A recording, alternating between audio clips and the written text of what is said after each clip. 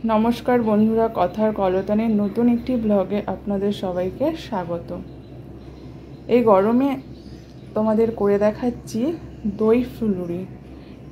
এই রেসিপিটি এই গরমের জন্য খুব ভালো, শরীরকে খুব ঠান্ডা রাখে। এর জন্য আমি নিয়েছি এখানে হাফ কাপ মতো সুজি আর সুজির হাফ টক দই। এখানে নিয়েছি আমি গ্রেট করা আদা, লঙ্কা কুচি আর হিং, আর এখানে নুন, আর এখানে আমি নিয়ে নিয়েছি জল। এখন আমি এখানে সুজিটা ঢেলে দেব। এই সুজিটা ঢেলে দিচ্ছি, তারপর ঢেলে দেব দই। এই দই টক দই, সুজির হাফ টক দই নিতে হবে। আমি যেহেতু এখানে হাফ কাপ সুজি নিয়েছি তাই সুজির থেকে হাফ পরিমাণ আমি টক দই নিয়ে নিলাম। দিয়ে দেব সামান্য পরিমাণ নুন, দিয়ে দেব এখানে যে আদা আর লঙ্কাটাকে কুচি করে রেখেছি এই আদা আর লঙ্কার মিশ্রণটি, আর দিয়ে দেব সামান্য পরিমাণ হিং। এই রেসিপিতে হিং কিন্তু মাস্ট, হিং দিলে কী হবে, টেস্টটা ভালো আসবে। এবার আমি দইটা যে দইয়ের কাপটাকে ধুয়ে একটুখানি জল দিয়ে দেব। আগে অল্প পরিমাণ জল দিয়ে নেব যাতে গোলাটা বেশি ঝোলা না হয়ে যায়। এবার আমি এটাকে মিশিয়ে দেখব যে মিশ্রণটি ঝোলা হয়ে গেল না ঠিক আছে।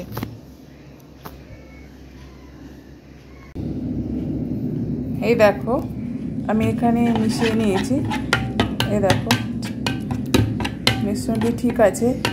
বেশি ঝোলা হয়ে গেলে কী হবে, এটা দিয়ে যেহেতু আমি ফুলুরি তৈরি করব, বেশি ঝোলা হয়ে গেলে ভালো হবে না ফুলুরিগুলি, তাই আমি এরকম করে নিয়েছি যাতে ফুলুরি তৈরি করতে সুবিধা হয়। আমি এটাকে এখন ভালো করে মিশিয়ে 10 মিনিটের জন্য রেস্টে রেখে দেব। যেহেতু এটা সুজি যেহেতু ফোলে তাই এটাকে আমি 10 মিনিটের জন্য রেস্টে রেখে দেব। এই দেখো ফুলুরি তৈরি করার জন্য এটা রেডি হয়ে গেছে। এই দেখো আমি এটাকে ঢেকে রেখেছি। এটাকে ঢেকে এখন আমি 10 মিনিট রেস্টে রেখে দেব। তারপর আমি কিভাবে এই রেসিপিটি তৈরি করব সবই তোমাদের সঙ্গে শেয়ার করব। ভিডিওটি দেখতে থাকো, তাহলেই দেখতে পারবে আমি রেসিপিটি কিভাবে তৈরি করছি। দই আর সুজির মিশ্রণটিকে আমি রেস্টে রেখে দিয়ে এখানে একটি গ্রেভির মতো তৈরি করে নেব। আমি এখানে 1 কাপ মতো দই নিয়ে নিয়েছি। এই দইটিকে আমি এখানে ঢেলে দিলাম বোলের মধ্যে। এবার এটাকে ভালো করে ফেটিয়ে নেব চামচ দিয়ে। ভালো করে ফেটাতে হবে এটা। এর মধ্যে দিয়ে দেব একটু ভাজা মশলা।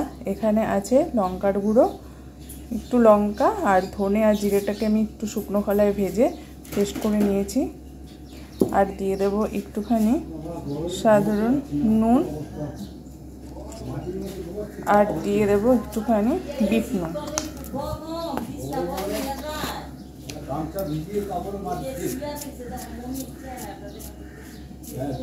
একটু বিট নুন দিয়ে দিলাম। এবার এটাকে আমি ভালো করে মিশিয়ে নেব।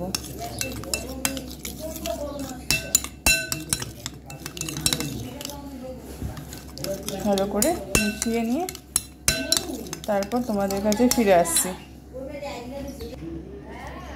এই যে আমি দইটিকে ভালো করে ফেটে নিয়েছি। এখানে দিয়ে দিয়েছি সামান্য পরিমাণ কাশ্মীরি লঙ্কার গুঁড়ো যাতে কালারটা ভালো আসে, এর জন্য আমি দিয়ে দিয়েছি কাশ্মীরি লঙ্কার গুঁড়ো।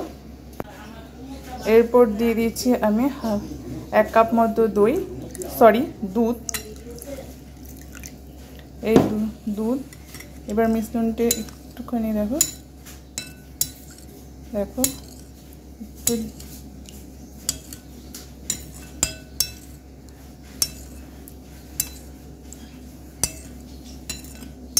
দেখো মিশ্রণটি একটু পাতলা হয়ে গেল দুধটা দেওয়াতে।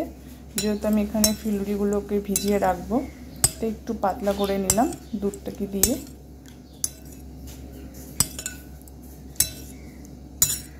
এবার এটাকে আমি তৈরি করে রেখে দিচ্ছি। এখন আমি ফুলুরিগুলো ভেজে নেব। ফুলুরিগুলি ভাজার জন্য আমি গ্যাসে একটি কড়া বসিয়ে দিয়েছি।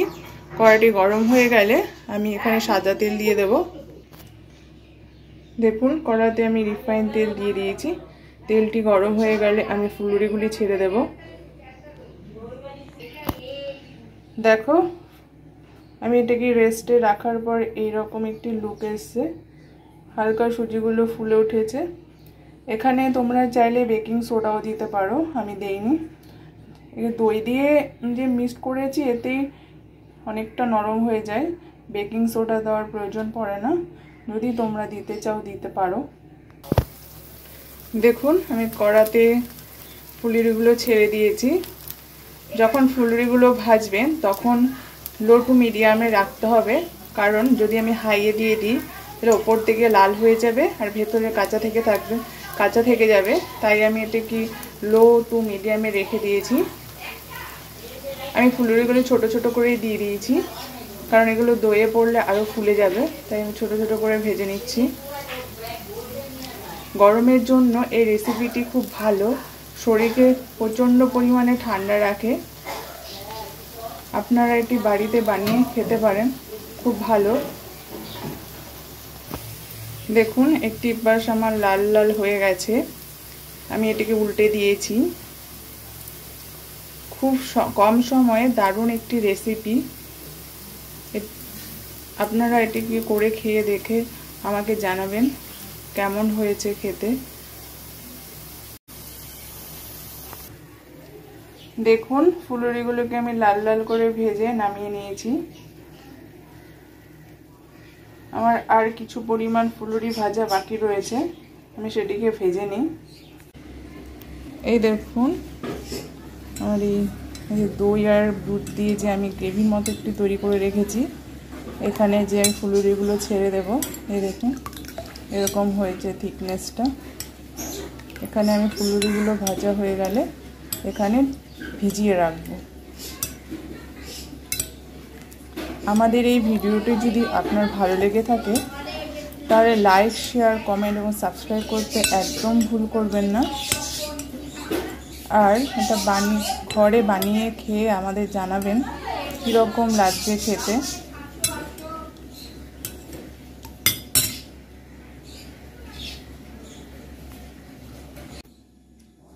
যেহেতু এখানে টক দই, একটু সামান্য পরিমাণ চিনি দিয়ে দিয়েছি ব্যালেন্স হওয়ার জন্য, সামান্য পরিমাণ। এই দেখো আমি এখন ভাজা ফুলগুলোকে এখানে ছেড়ে দেবো। এই ভাজা ফুলগুলোকে আমি এখানে ছেড়ে দিচ্ছি। ছেড়ে দিয়ে ভালো করে ভিজিয়ে নেব। তাহলে দইগুলো ভেতরে ভালো মতো ঢুকে যাবে, খেতে ভালো লাগবে। আমি এটাকে ভিজিয়ে দিলাম, ফুলুরিগুলো ভালো করে ভিজিয়ে দিলাম।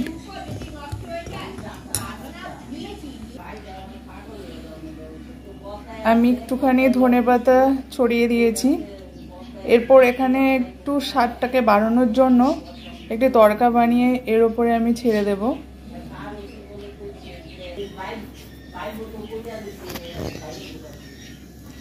দেখো এই যে শুকনো লঙ্কা আর সামান্য গোটা জিরে দিয়ে আমি একটা তড়কা বানিয়ে নিয়েছি। এই তড়কাটি এখানে আমি মিশিয়ে নেব। আমার দই ফুলুরি পুরোপুরি কমপ্লিট। সার্ভ করার জন্য এই রেসিপিটি পুরোপুরি তৈরি হয়ে গেছে। পুরো ভিডিওটি দেখার জন্য সবাইকে অসংখ্য ধন্যবাদ। সবাই সুস্থ থাকবেন, ভালো থাকবেন। দেখা হচ্ছে পরের একটি ভিডিও নিয়ে। Thank you.